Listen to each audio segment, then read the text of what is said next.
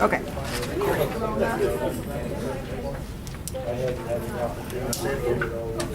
They're advertising their get them out $4.95. Probably get started in just a couple of minutes. We'll let a few more people come on in. But in the meantime, let me get. I'm going to introduce myself in a minute. You'll know all about me.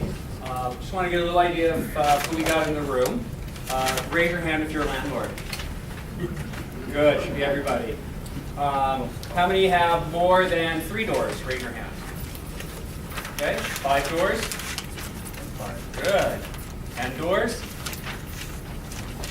15. Assuming probably the ones raised, you've got a large number of rental residential properties, or you have multiplexes, like the apartment buildings. Fantastic. How many of you are active investors? And by that I mean you're actively looking for more properties, more doors, more deals. Only 4, okay. So I'm going to ask that again and you're all going to raise your hand, okay? How many of you are active real estate investors? Good, good, okay? You should always be looking. You never know what deal's going to cross your path. You're already landlords. That's kind of the tough part. So finding good deals is something you should always be looking for. We're not going to really talk about that, so I just want to get an idea of sort of who's active. So let me tell you about myself, and then you'll know why. My name is Jeff Aurelio. It is an Italian last name. There is a G in there. It's silent. I actually have a publishing company that I named Silent G Publishing. But you can always get me at mylawyerjeff.com. Whole lot easier than my last name. Okay. I'm an attorney. Don't boo. A little bit about me. I've been an attorney since 1995. I'm a lot older than I look. Good moisturizers and clean living. Probably not so clean living. Probably good moisturizers anyway. Created over 350 business entities for my clients. I work with over 500 clients in various industries. From entertainment, I have a strong population of clients that actually are movie producers. T-shirt printers, florists, event planners, but about 70% of my business, my clients, are actually real estate investors. Okay, I've been a real estate investor since 2000. That's 13 years. I'm a landlord, just like you. I've done flips. I've done wholesaling. Who knows what a wholesale is? Only a few of you. Okay, bird dogging, wholesaling, flipping. I do hard money loans. For those of you who know what hard money loans are. So I've done everything in the gamut of real estate investment myself. I'm also an escrow officer, new title, so I'm pretty heavily involved in real estate. Love it. It's a great, great business to be in.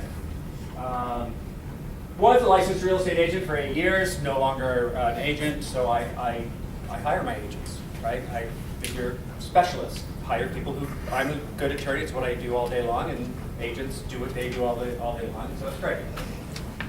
Also an entrepreneur. I started numerous businesses. I told you about a publishing company. I've done a media company. I consult small businesses, so I help them market and grow and be successful businesses. Educator. I've spent 20 years in education. Started off as a teacher at Alpine School District down in Utah County. Graduated and taught for a number of years at Utah Valley University. And ever since, I have been teaching. I teach landlords. I teach at the local RIAs. So if any of you attend RIAs like Salt Lake Real Estate Investors Association or Utah Valley, etc., teach a lot there.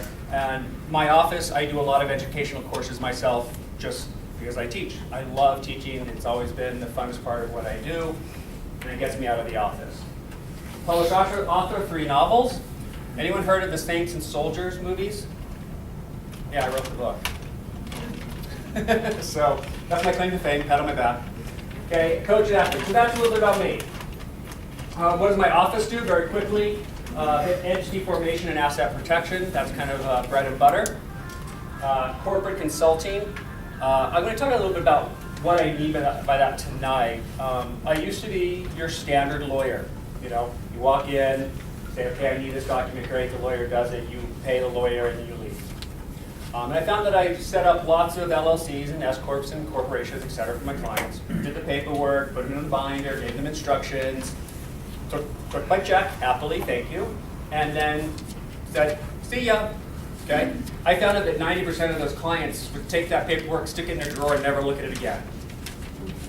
How many of you have entities like an LLC, created the paperwork, stuck it in a drawer, and you never looked at it again? It's okay. Okay? You're not alone. So I do consulting. So I found that my clients wanted access to a lawyer. They wanted someone to call. They wanted someone to ask questions of. They wanted someone to review contracts that they might have gotten. But of course, they can't. You send it to a lawyer downtown, you're going to pay $350 an hour. You're going to pay $75 for a 2-minute phone call, and fees rack up. So I created packages where I bring my clients in as a part-time corporate counsel. So I'm kind of a general counsel on a very limited basis to a large number of clients. And so I provide that kind of access. Real estate and transactional documents.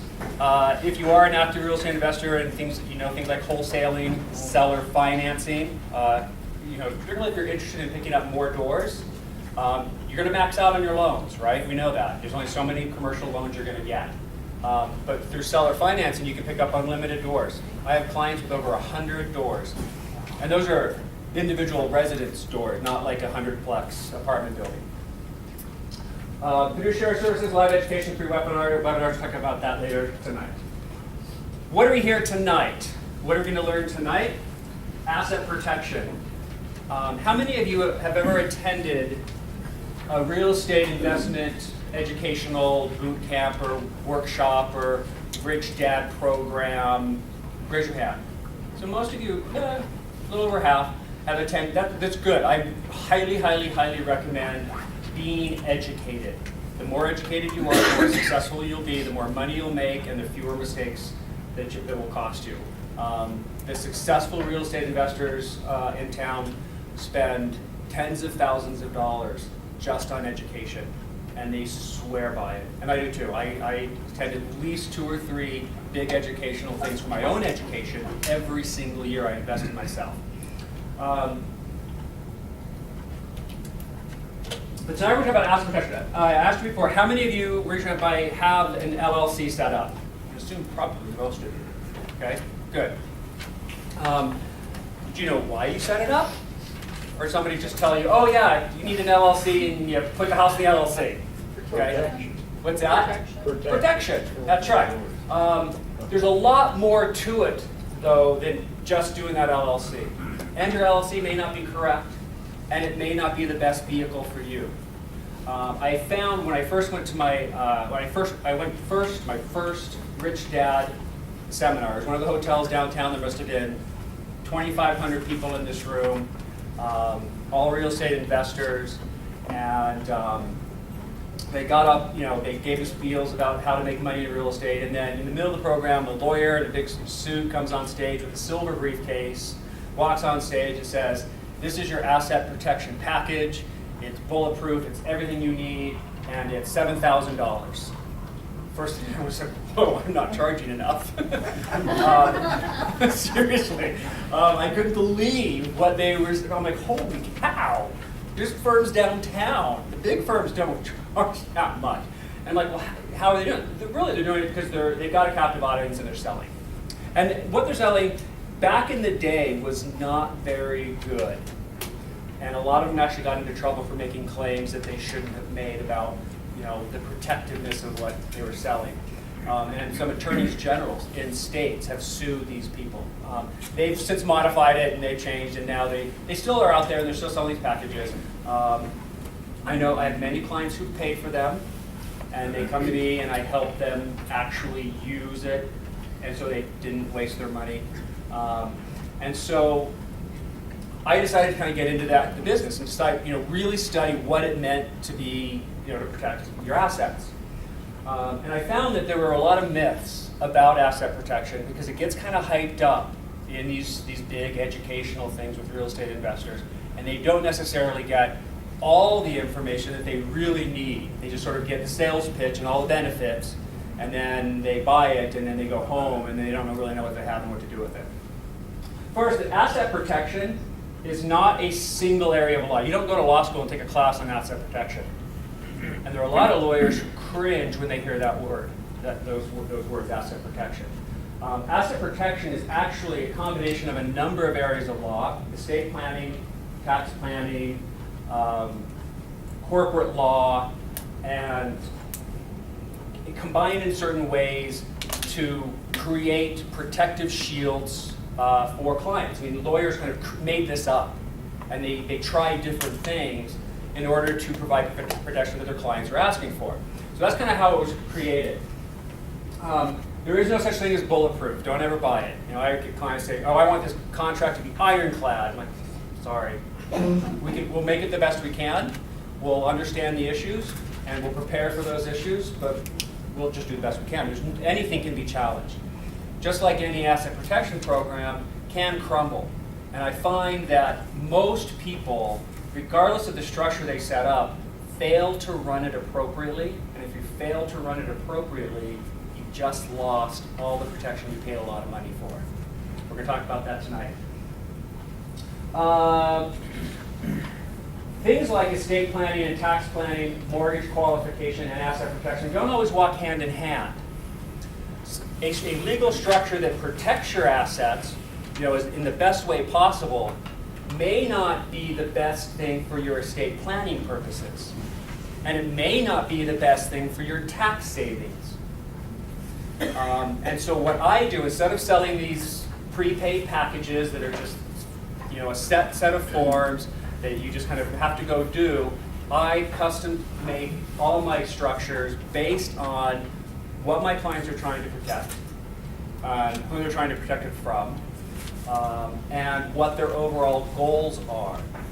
If you are, let's say, older, and you just want to make sure that those assets are around to leave to your children or your grandchildren, then we're going to protect it in a certain way. If you are younger and you want to be able to build a business of rental properties and flip them and take cash out and use that cash to live on and other things, we're going to protect your assets in a different way. Okay? So it does take a customized approach to really, truly protect yourself.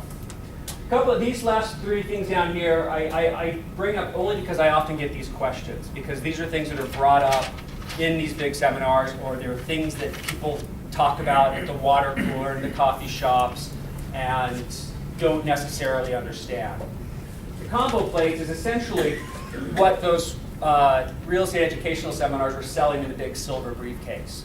They usually included an LLC, a C Corp, an S Corp, a family limited partnership, sometimes a family living trust, and on occasion land trusts. All these documents, all these types of entities, and they're all interconnected by ownership. And for most clients, they were just too confusing. And so if it's confusing, and there's a lot of hoops that you have to jump through, the more likely you're going to miss a hoop. And if you miss a hoop, you've blown everything. So I actually have dismantled a lot of the stuff that my clients have bought and structured it in a way that's more efficient and simple to use, so that they're more likely to do it correctly. So complex isn't necessarily better.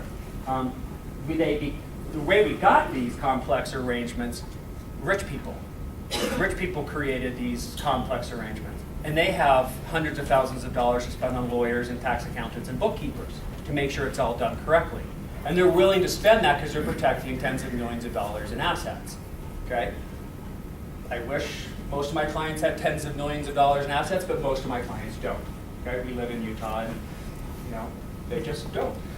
And so I wouldn't suggest setting up something so complex to protect one rental property that's worth $150,000 with a $120,000 mortgage on it. Okay? It's not worth spending $20,000 to protect a $30,000 asset, right? Nevada Corps. I often get clients, I'm told I have to set it up in Nevada. It's private, you can be anonymous and all that. There's no reason to set up in Nevada anymore. Even previously, I was never a big fan of setting up in Nevada.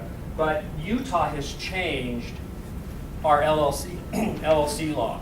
There's a great revision in the limited liability company statute that went into effect on January 1st of this year.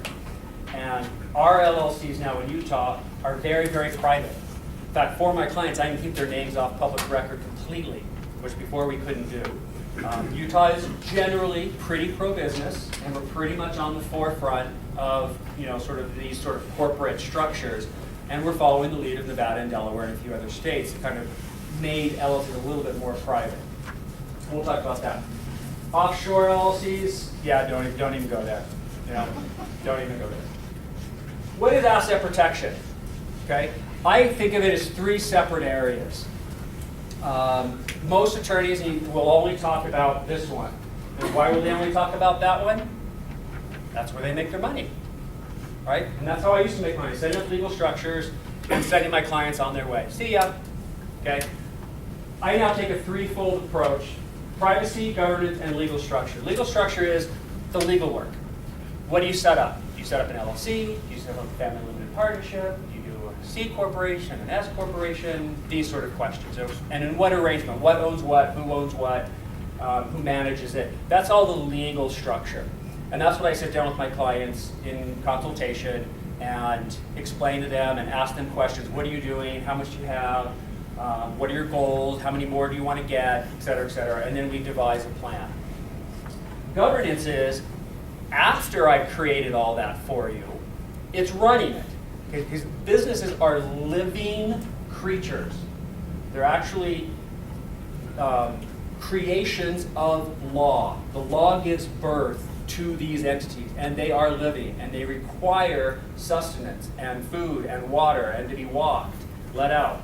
And we call this corporate hoop jumping sometimes. We're talking about some of the corporate hoops you have to jump through tonight.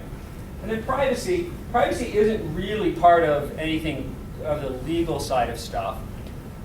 Privacy is really a deterrent more than anything. It is, if you have a lot of assets and somebody can easily find those assets, you become a target, right? If you're in a car accident and that injured person hires a lawyer, the first thing that lawyer is going to do is look you up at the Division of Corporations to see if you own any businesses. Then they're going to go to the county records and see if you own any property. Because if you own property, oh, there's an asset there we can go after and satisfy this judgment. Okay? So a lot of my clients want to maintain their privacy and hide as best we can these assets from public view so that if anyone is searching for what they have, it is either difficult to find or impossible to find. That which will hopefully prevent a lawsuit in the first place. Now, once you are sued, if they do actually go to a lawsuit and they get kind of further down the road of the lawsuit, they can compel you to list all of your assets. And at that point, you have to be honest, you're now in litigation and you have to list your assets.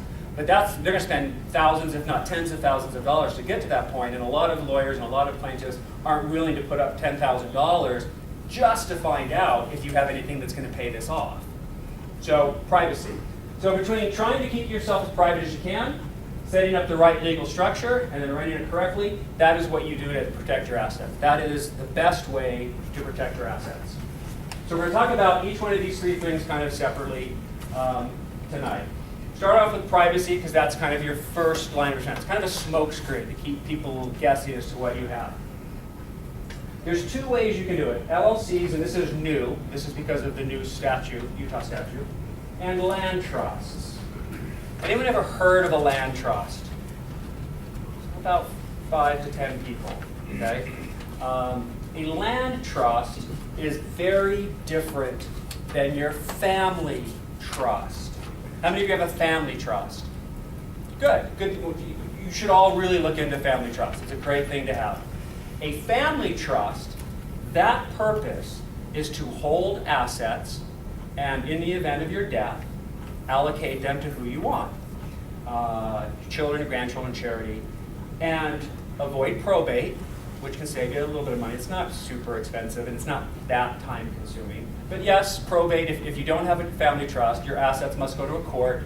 The judge has to look at a will if you have one or whatever documentation and check out who the heirs are, and then the court will determine sort of how things are to be allocated.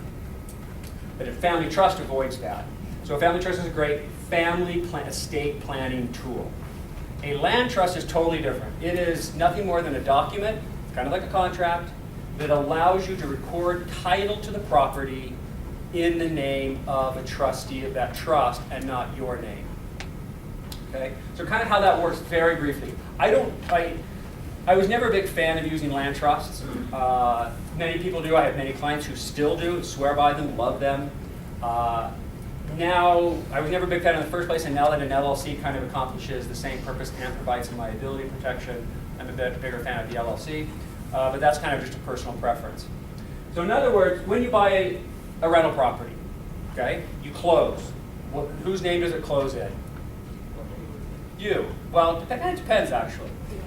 If you are financing that with a commercial loan, like it's just a bank loan, you got to close in your personal name. There's no way around it. The bank makes you do that.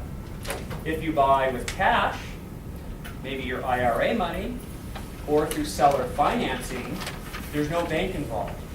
Okay? You don't have to close in your personal name. You can close directly in the name of an LLC or a trust. And that way, your name is never on title. Now, even if you do have to get a bank loan and you do have to close in your name, it is standard operating procedure for all landlords. Immediately warranty deed it over to the name of your LLC or trust. Except that my title company told me that as soon as you do that, you would validate your title policy. There are ways around it. Make sure you work with a title company that is very familiar with investor work. Okay. Yes. And that is actually something brand new. We've been doing this. We're buying property, putting it in our LLCs for decades.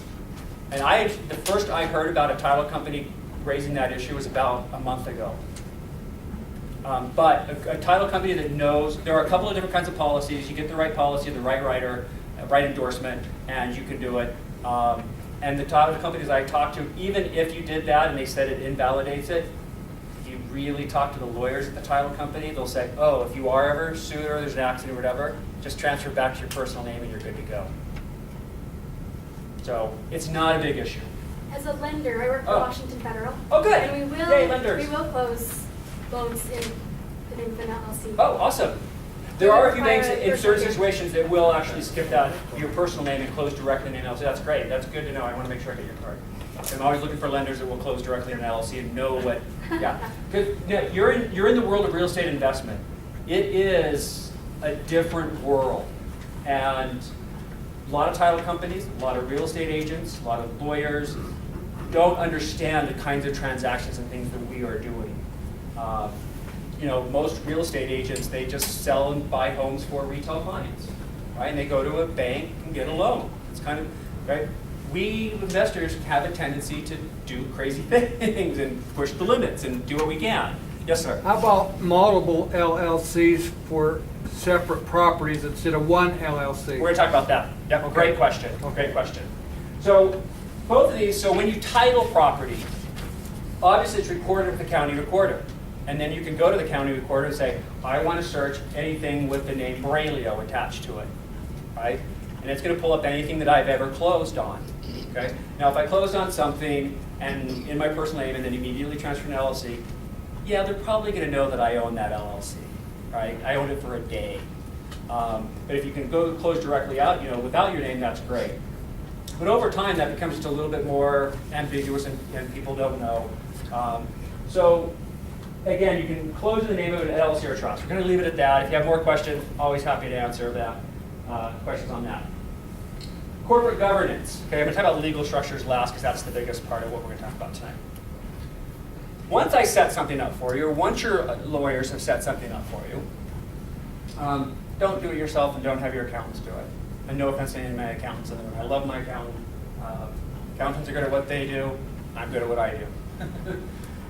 The things that here's your 8 things. I actually have, when I teach this class, I actually do a 2-hour class in corporate governance, just in this topic. And I have 33 things that I teach my clients and my students on running a company.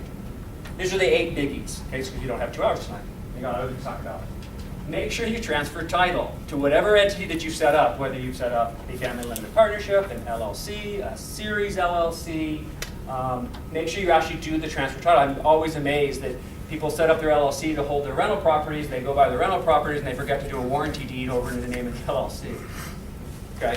If the LLC doesn't own that property, You still own that property. If anything happens in that house, tenant slip and fall, you forget to repair a railing or a handrail, and the kid falls down the stairs, breaks his neck, and you're sued, they're suing the owner of the property. So whoever's on title is getting sued. That's where you've got to change title. All your contracts have to be done correctly. And I can't tell you how many landlords don't do their lease agreements correctly. Y'all use the UAA lease agreement or something similar to it. There's a blank line for landlord. What name do you put on the landlord line? Company name. Your company name. Thank you very much. How many of you put your personal names on there? Don't we? Okay, 1, 2. Like the manager. Not on the name of the landlord. If you self-manage, if you hire a third property management company, totally different, they take care of the contract. But if you self-manage, which is probably what most of you do since you're here, the name of the landlord is your LLC on the landlord line. When you sign that lease agreement, you sign your name, comma, manager. You're acting on behalf as the manager of that company. So you're the human representative signing this document on behalf of the LLC. Okay? All of the contracts, same way. You hire contractors, handymen, repair people, put the name of the person hiring is the name of the LLC, and you sign as the manager of that LLC. Do you have a And question? you shouldn't be sloppy and leave LLC off. Is that Exact- correct? thank you. need to Oh, make great sure you point. Put that on the end. Put it on. Or if it's ink, Or it's put ink. ink. That's right. And the reason, the question was, or the comment, thank you, was don't be sloppy when you write in the name of your company. Make sure you use the full name, comma, LLC or Inc., whatever the case may be. You must represent yourself. That's actually another one of my 33 points. But you must represent yourself honestly to the public. If you don't, then you might be deemed committing fraud. Okay, so you just honestly represent you. If you're the manager at LLC and the LLC is going to rent out the property, tell your tenants it's the LLC. Okay? Thank you. I didn't teach that on Tuesday and Wednesday night. Accounts, separate bank accounts. Right? Please tell me all of you have separate bank accounts for your LLCs, taking in the rent, paying the contractors. Just a question back on the contract. Uh-huh. If you do have a property manager, should they be putting the owner name, or do they, what's the proper way to do it? It's a good question. The question is, if you do hire a third-party property manager, how do those contracts look? I'm going to tell you because later tonight I'm going to show you how to be your own separate third-party property manager, which is actually my preferred way to protect your assets. When you sign your property management agreement with TPM Property, for example, you're going to sign the LLC is going to hire TPM. You're going to sign that property management agreement on behalf of your LLC. That property management company then should be signing all lease agreements in their name. They're the landlord, and they're signing those lease agreements. And that's what you want, because you hired them to take on some of the liability. Okay, don't let them put your LLC name or your personal name on those lease agreements. You do, find a new property management company. Okay? Accounts, separate accounts, good enough. Funding, okay? Funding is make sure that your company is properly capitalized. That means easiest way to say it, leave 6 months of operating expenses in the bank account. Don't leave more, because that bank account is owned by the LLC, and if the LLC is sued, they can get that cash. So you don't want to leave a lot of money. Don't let money pile up in there. But do not constantly take money out, put money in, take money out. Don't take out money every month. If you're flowing $200 net positive on your rental property, don't take that $200 out every single month, and then when you need a new water heater, put in $800. Okay? Because what you're doing by doing that is you're making that company look like it really doesn't exist, and it's really just you, right? Because you're constantly taking the rent, and you're constantly paying for the repairs. Okay? A true business pays its own bills. So leave about 6 months of operating expenses in that account. Meetings and minutes. You should all be holding meetings, regular meetings, taking minutes, recording those meetings. You should do a couple of them every year that are very official. My consulting clients, I actually am in attendance at those meetings. We do it by phone. We hold the meeting. I write the minutes at my office. I certify them and date them so they can't be challenged. Because if you go into court, they're going to try and challenge you backdated these or you recreated them, you didn't hold them in the first place. But other than those official meetings, any other major decisions, if you got to replace a roof, make some notes, date it, sign it, keep it part of your record keeping. The reason being, we'll get to those in a second, true asset protection doesn't come in a lawyer's office. It doesn't come from what I do. It comes more from what you do, but it really comes in a court of law. It's a judge. The judge is going to make the determination whether or not you get that protection. So you're going to have to prove your case. Just throwing on some legal documents is not going to cut it. You want to lay on that judge's desk the biggest stack of evidence you can.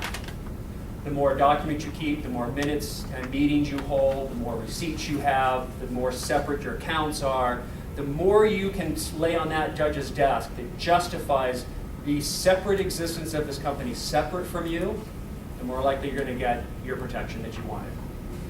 Okay? Records and receipts, that should be pretty common. Contributions and draws, this is really just, a contribution is what you call anytime you need to put money into the company. Let's say you have your 6 months of revenue, your operating expenses in there, but you need a new roof that's going to cost you, $5,000, and that's not in the account. So you need to put $5,000 in. That's fine. You can put $5,000 in to repair that roof. When you put it in, it's called a contribution. Okay? Just don't go pay that roofer yourself. Don't do that. If there's no money in the account, do not write a personal check and pay the roofer. Make a contribution to your company, and your company pays the roofer. Okay? Taking money out is called a draw.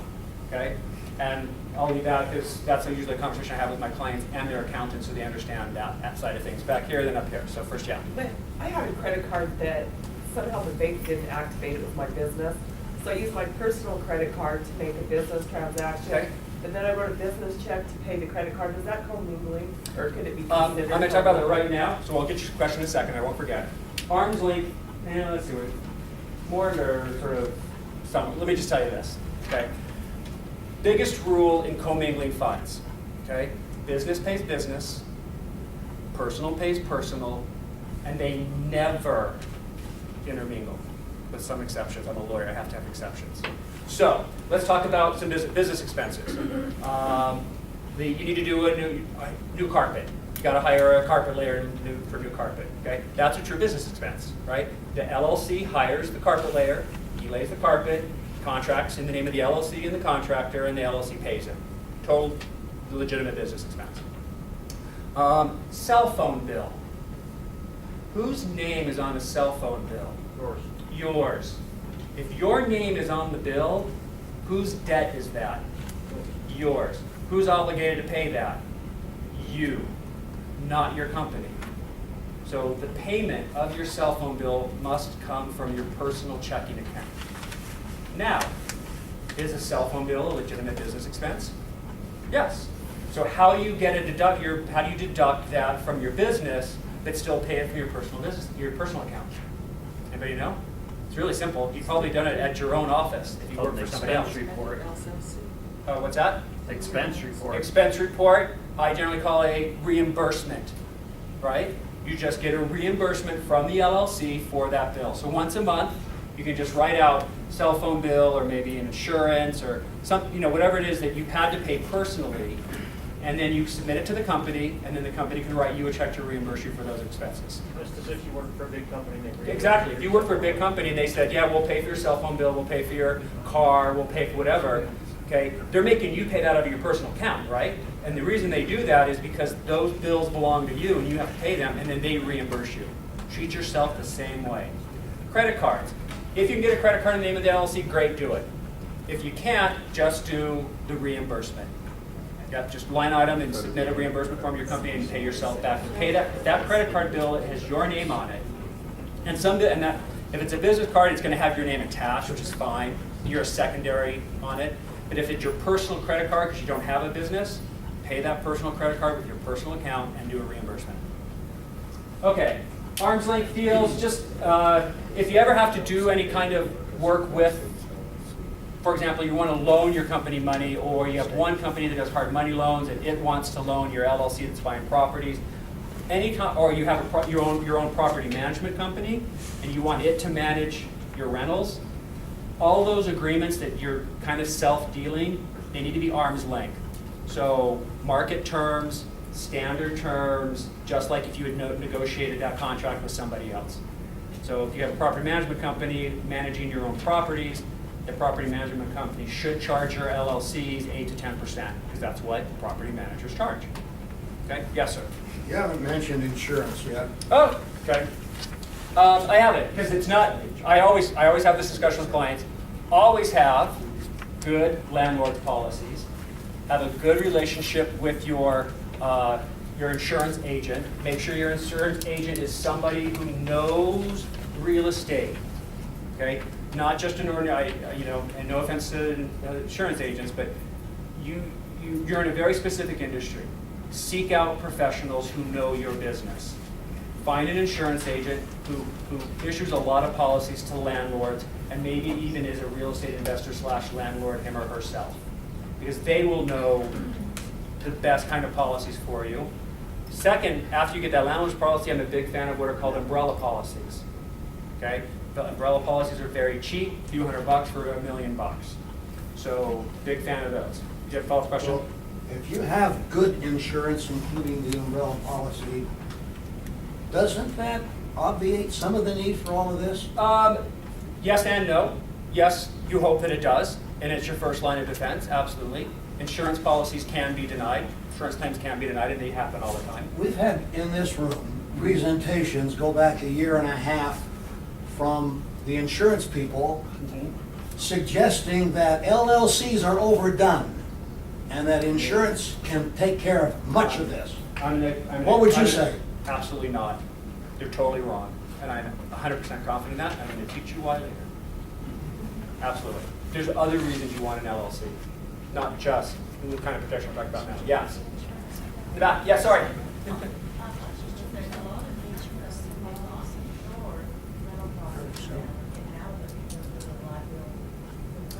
There are fewer and fewer. I have a long list of insurance agents and insurance underwriters who will.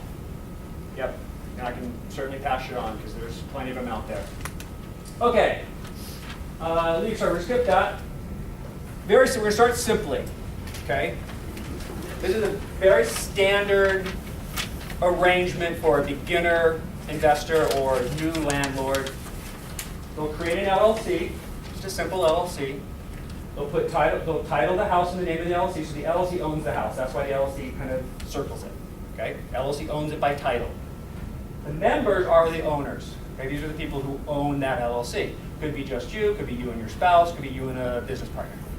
Okay? Single member versus multiple members. Okay? So we're going to talk about who's owning this LLC now.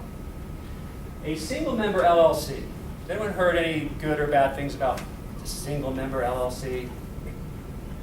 I get this all the time. If your husband's done any work on the property or anything that go after your personal assets, They could, yes. so it's better to include both of you. It's always better to include both of you. I always agree. I very often hear people like, oh, I went to a seminar and single member LLCs have no liability protection. And I very often that's not true. And I'm going to start answering your question right now. There are 2 protections that we're going to talk about tonight. And I usually teach a class that's 2 hours long, just on liability and where it comes from and how to kind of protect yourself from it, not including these arrangements, just what liability is. There are 2 protections we're talking about. One is called the corporate veil. Who's heard of the corporate veil? Right? That's that corporate veil that gets pierced if you don't do the proper governance. Right? They'll pierce through that corporate veil and go after your personal assets. That is a protection right here that prevents liability that starts down here from getting up. It stops it from getting to you.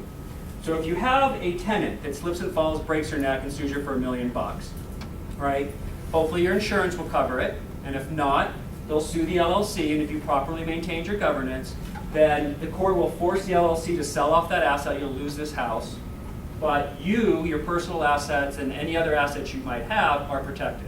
Okay, that's that corporate veil that protects you personally from business liability. Okay. Single member LLCs have that protection. They're just like any other legitimate entity. They have that protection. Multiple member LLCs get another protection. It's called charging order protection. And this has nothing to do with insurance.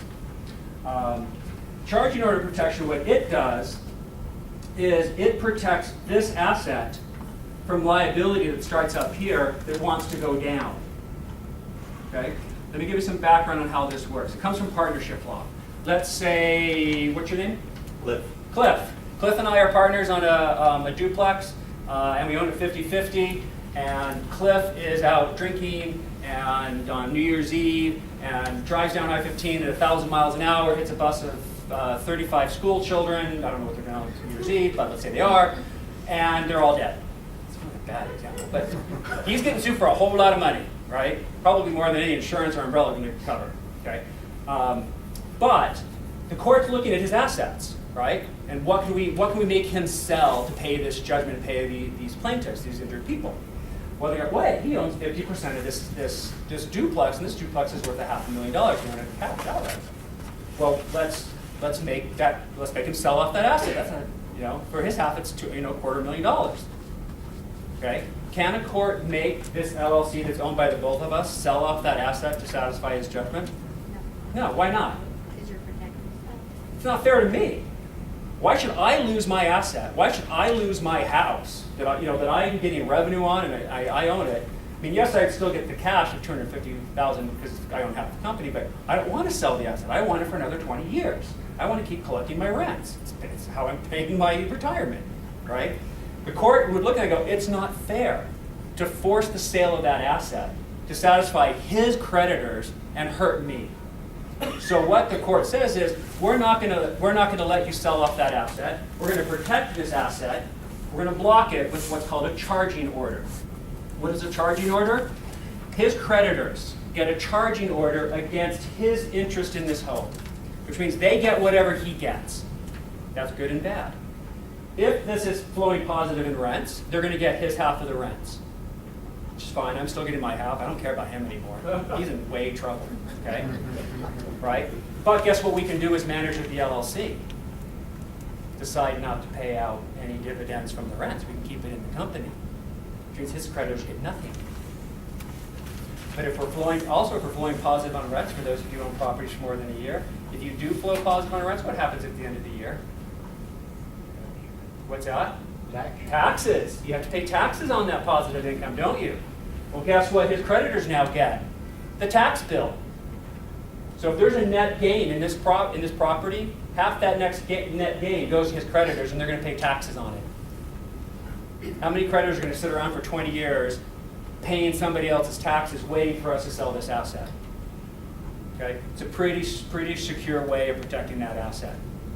So that's the reason why I always recommend LLCs on top of insurance. I love my insurance agents, and all my clients, do you have landlord's insurance? Do you have an umbrella policy? Great. Now let's go to the next step. So there are lots of reasons. Okay, so that's single member LLCs don't get that protection. Why? There's nobody to protect, right? The point of charging order protection is to protect the innocent one. Not that we don't care about him. If you want to get drunk and drive and kill people, I don't care what happens to you. I really don't. You can go run to jail for all I care. Right? Doesn't the IRS look at this single member LLC as non-existent also? It does. It's called a flow-through entity, so you don't have to worry about a tax return. The multiple member LLC, however, you get that great charging order protection, but the downside is you've got to do a tax return.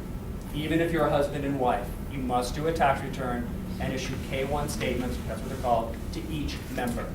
Okay? So if you're not doing that, if you're an LLC with husband and wife and you're not doing a tax return, start doing a tax return. Okay? Nothing comes free. If you want that extra protection, you've got to treat this like a true partnership. And if you treat your husband or your spouse like a single person, the court might do the same thing. So jump through all the right hoops. This is a partnership. There's 2 more people. It's classified a partnership. Treat it like one. Do a partnership tax return and issue K-1 to each member. Trust versus privacy LLC. I'm not going to spend a lot of time here because this is more of a privacy thing. This is just kind of an example where many clients would use a land trust. Okay, this is a land trust they create. It's just a document. And the trust owns title to the house, and the trustee is kind of the manager of this trust. Okay? The beneficiary is essentially the owner of the trust, right? Beneficiary gets all the rights and proceeds and rents and of this house. So, but the beneficiary is your LLC, because a trust doesn't provide any asset protection. It's just a contract, right? And so if something happens in the house, they're going to sue the beneficiary. So you don't want that beneficiary to be you want it to be an LLC. So trust can be, again, provides some privacy, little anonymity, creates another hoop to jump through. It's why I'm not a big fan of using them, but I have many clients who do. Because now you've got two things. You have to run your trust, and you have to run your LLC. So you just created more hoops to jump through. A little bit more protection, because there's a little more anonymity, maybe another layer, a little more complexity. So FLP versus LLC, family limited partnership versus an LLC. Okay? A family limited partnership is a partnership. There's at least one general partner, and there can be as many limited partners as you want. Okay? The general partner is completely liable for anything that goes wrong in the family limited partnership. Okay? The limited partners have limited liability. That's why they're called limited partners. So they're fine. But you got to have a general partner, someone who's willing to accept all the responsibility. Typically, we'll set up a corporation to be this general partner. And of course, the corporation then provides some protection. But because this itself doesn't necessarily provide any protection to this general partner, the family limited partnership would be the owner of the LLC. So you've got an LLC here, just like before in our very simple example. You've got a manager who can manage it. This LLC is owned 100% by the family limited partnership. So the LLC won't file a tax return. Okay? It doesn't get charging order protection right here. But this family limited partnership, what do you have? Partners. So you get the charging order protection right here between the limited partners and general partners and this down here. This was the way asset protection attorneys did it for a very long. In fact, previous to 1990, they just did the family limited partnership. That was it, because the LLC didn't exist. It just wasn't a thing. About 25 or 30 years ago, states created the LLC, so they kind of went to this format. Now that LLCs have been around, my preference is just make this LLC multiple members and eliminate the family limited partnership altogether. Okay? Nothing wrong with it. I do them for clients. It's another layer. Okay? So for clients who want a little more protection, another layer in there, kind of, that's great. Happy to do it for them. Happy to take your money. Okay? But you have added more complexity. Okay? More hoops to jump through. Which is why, again, I sit down with my clients, ask them what they're doing, how much they're protecting, what their goals are, and I sense out what they're capable of doing. Are they really good at the bookkeeping and the accounting and the contracting and making sure that when they're running this LLC, they're running as an LLC. If they're running a partnership, they're running it as a partnership. Okay? And if they're good at that, that's great. And if they want to hire me to help them do that, that's great too. So it's just another vehicle. Series LLCs. Anyone heard of a series LLC? About a third of you, okay? They're newer still. They're about 8, 9 years old. We started, the state authorized the creation of a series LLC. This is going to be your question. For probably the first 4 or 5 years, I didn't really create a whole lot. It was new, didn't really know what people would think of them, how they would work, kind of thing. 8, 9 years down the road, I'm comfortable with them, so I create them all the time. I have some clients that don't want to use them. That's great. Some clients that do. That's great too. But here's kind of how we used to do it. It was very simple. On our very simple example, this one right here, we said that if you had tenants that got injured and they sued the LLC, and it was more than your insurance, the court could make the LLC sell off its asset to pay the judgment. So you might lose this house. Everything else is protected, but you're going to lose this house. So if you have another property in this LLC, you could lose that one too. And if you had 3 properties in there, you could lose all 3, because they're all assets of the one company that's being sued. So what we would do is we would create a holding LLC, and this would be our multi-member. So there's lots of members here. This is our charging, our protection, all this. then the holding LLC would own 100% of separate, distinct LLCs. So these LLCs won't file a tax return because they're single member. They get corporate protection, which will protect problems at this house from this house. Okay, you might lose this house if these tenants, sue you, but these two are fine because they're separated for liability purposes. Okay, but again, now you've got 1, 2, 3, 4 LLCs that you've got to pay a lawyer to set up, and you've got to run. Okay, but that was our only choice. We didn't have an option. 8, 9 years ago, they created what's called a series LLC. Yeah, How many bank accounts do you have? here 4. 4 tax returns to file. These are all single member LLCs, these 3 down here, so they don't file a tax return. So it's 1 tax return, but you have 4 bank accounts. These taxes flow because they're single member, are called disregarded entities. Everything here flows onto this tax return. Everything here flows onto this tax return. So Complicates your life, doesn't it? does, yep, like I said, I like simple. Complication or protection? Or complication or exposure? Yeah. Choose learning. Yeah. Generally with most clients, especially beginning landlords and investors, I start off very simple. I'm not going to charge them $4,000, $5,000, $700 to do these big complex things. I set up 1 LLC. That's it, really, that's it. And they put their first rental in it. After a year, they learn how to be a landlord and be a good landlord by coming to meetings like this. They learn how to run an LLC. They learn how to keep their bank account separate. They learn how to do their expenses and the bookkeeping. And then as they get more properties, sure, we kind of grow and get more complex as they need complexity. Okay? So what the series LLC does is it kind of mimics this. Okay? It was created to solve this problem of having to create all these different LLCs and have a million bank accounts. So this is 1 LLC, 1 company. So it's one-time fee to your lawyer to set up. Okay? And it's 1 bank account. And it files 1 tax return. It's multi-member, so you've got lots of members up here. But what it does is the series LLC allows the formation of series underneath it. And a series you can think of as a subsidiary company. These kind of would be the series. Series 1, Series 2, Series 3. But instead, essentially you hold a meeting of the LLC itself, and you authorize the creation of series number 1. And that series number 1 will take title to your house number 1. So this house will be held in the name of this series. And it's called House 1.